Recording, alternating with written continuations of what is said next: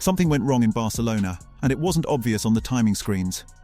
Because while other teams quietly ticked off mileage, Oscar Piastri spent large parts of Formula One's most important pre-season test watching from the garage. No fireworks, no headline lap, no momentum. And that alone should make you uneasy. Not because it means McLaren is slow, but because of what it suggests underneath. This wasn't just bad luck, this was a warning. Here's why that matters more than most people realize.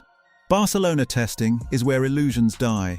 It's not glamorous, it's not loud, and it doesn't reward optimism. It exposes foundations. And in a season where margins are brutally thin and development paths lock in early, losing time here isn't just inconvenient, it's dangerous. Especially for a driver like Oscar Piastri, entering a phase of his career where expectations are no longer theoretical. And here's the part nobody is saying out loud yet. Piastri didn't just lose laps, he lost reference. That's the real damage. Within the first hour of running, McLaren confirmed a technical issue that severely limited Piastri's program. The team stayed vague by design, but sources confirmed it was a system-level problem, not a simple sensor reset or precautionary stop. That distinction matters. Because when a car stops early in testing, engineers aren't just fixing hardware. They're losing correlation time. They're losing feedback loops. They're losing confidence. Let that sink in. While rivals were validating upgrades, Piastri was stuck waiting. And in modern Formula One, waiting is falling behind. Now, before the comments fill up with "it's just testing," let's get something straight. Testing results don't decide championships. But testing structure absolutely shapes them. The teams that look calm in Barcelona aren't guessing, they're confirming. The teams scrambling for mileage aren't experimenting, they're recovering. And McLaren? On day one, they were recovering. The biggest tell wasn't the lap time, it was the silence. No aggressive run plans, no long performance stints, no visible push. Piastri managed only a limited number of laps before the issue forced the car back into the garage. Meanwhile, other teams, middle zone, good enough to expect progress, not strong enough to absorb disruption. Every lost session hurts them more than it hurts a Red Bull. Every delay compounds faster, and Oscar Piastri is right at the center of that equation. This isn't his rookie season anymore. This is the moment where teams quietly decide what a driver really is. Potential stops being enough. Consistency becomes currency. And trust becomes leverage. So when Piastri's test didn't go to plan, it wasn't just a mechanical issue, it was a missed opportunity to assert control. Now here's where things get more interesting. McLaren didn't panic publicly. No dramatic statements, no excuses. And that calm exterior, it's either confidence or containment. Because insiders know this wasn't a freak part failure. It was linked to an integrated system that McLaren had been quietly refining over the winter. Something that worked in simulation but didn't behave the same way on track. That's the kind of problem teams hate. Why? Because it means the issue isn't visible. It's abstract. It lives in software, in energy deployment logic, in cooling thresholds. And those problems don't disappear overnight. Here's a stat: Piastri fell well short of that target on day one.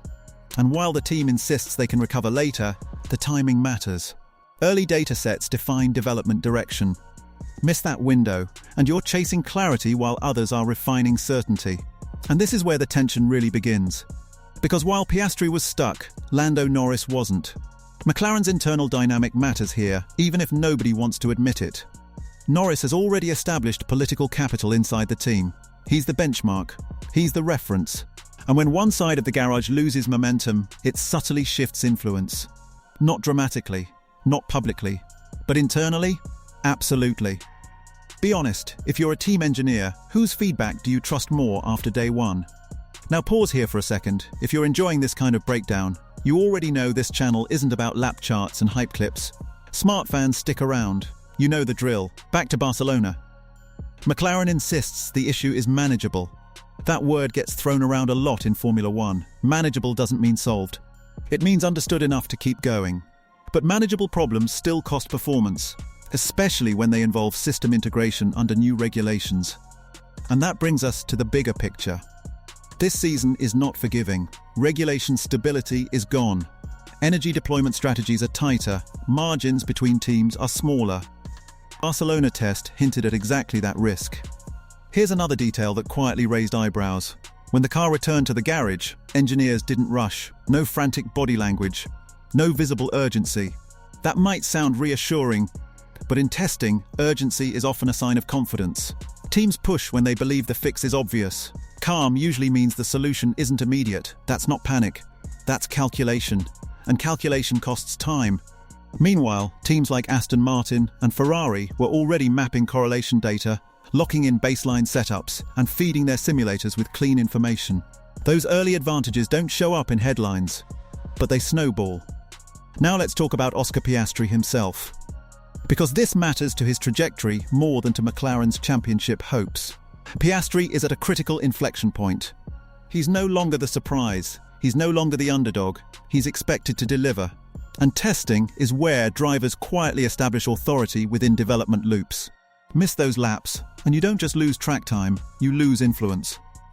Every driver wants their fingerprints on the car, their preferences baked into setup philosophy, their feedback reflected in early upgrades. Piastri lost that opportunity on day one. And here's the part that should make fans nervous. Drivers don't get infinite chances to shape a car's DNA. Once a development path is set, it's hard to redirect without cost, and if Norris's feedback becomes the dominant reference early on, Piastri may spend the season adapting instead of leading. Is that catastrophic? No. Is it limiting? Potentially. Now let's escalate this. McLaren has been here before. Strong concepts, big promises, early setbacks, then a scramble to catch up. Sometimes it works, sometimes it doesn't. The difference this time is the grid. Aston Martin isn't waiting anymore. Ferrari isn't experimenting casually. Red Bull is already operating from a position of structural confidence. So ask yourself this. If McLaren needed a flawless start and didn't get one, what does that say about their margin for error? And more importantly, what does it mean for Oscar Piastri's season narrative? This isn't about one test day. It's about signal versus noise. And Barcelona was signal. Now, before we go further, let's settle a debate early. Drop your take in the comments. Is this just a harmless testing hiccup, or the first crack in McLaren's foundation? Because here's what happens next that nobody talks about. When teams lose early confidence, they compensate. They run safer setups. They avoid aggressive changes. They prioritize finishing runs instead of pushing boundaries. That keeps the car reliable, but caps upside. And drivers feel that. Piastri is aggressive by nature. Precise. Composed. But he thrives when he can trust the platform underneath him. When that trust wobbles, even slightly, drivers adapt their approach. That adaptation costs lap time long before it shows up in mistakes. Now zoom out. This season won't be decided by hero laps. It will be decided by development velocity. And velocity depends on early clarity. Barcelona didn't give McLaren clarity. It gave them questions. That's the difference. Now let's flip the lens. What if this setback forces McLaren to simplify? What if it pushes them to stabilize systems faster? What if Piastri returns stronger, sharper, more aligned? That's the upside scenario. And Formula One history is full of teams that stumbled early and recovered brilliantly. But here's the catch. Those recoveries usually require excess capacity, budget, manpower, flexibility. McLaren doesn't have unlimited slack. Every fix has a cost. Every delay compounds pressure. And pressure changes decision-making. That's insane when you think about it. Now consider this final layer. Piastri is watching other young drivers right now, seeing who's comfortable, who's confident, who's being trusted. Those comparisons matter, not emotionally, but politically. Because Formula One is a long memory sport. People remember who looked ready early. They remember who needed time. They remember who adapted fast and who reacted. Barcelona may not define Oscar Piastri's season, but it just added friction to it, and friction is never neutral. So here's the real question to leave you with. Does this test setback harden Piastri or haunt McLaren? Because the difference between those two outcomes is razor thin, and we'll know which one it is sooner than people expect. If you want to see how this situation compares to teams that nailed testing and why that contrast could shape the championship fight, there's another video you should watch next. It connects directly to this story. You'll see it on your screen.